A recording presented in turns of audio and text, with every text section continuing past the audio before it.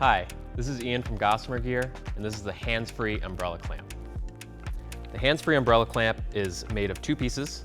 One, the attachment system, and the second, a bungee clamp. First step is to install the hands-free set on the top of your shoulder strap.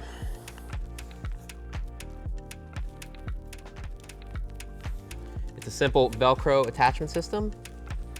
It'll generally go above the reflective horizontal grosgrain on the shoulder strap.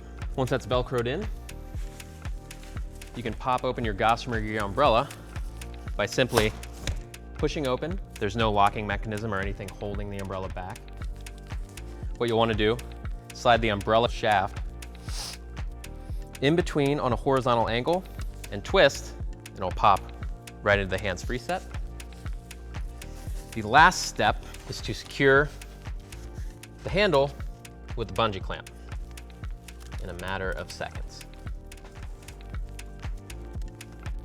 And that's how to attach your umbrella hands-free to your Gossamer Gear pack.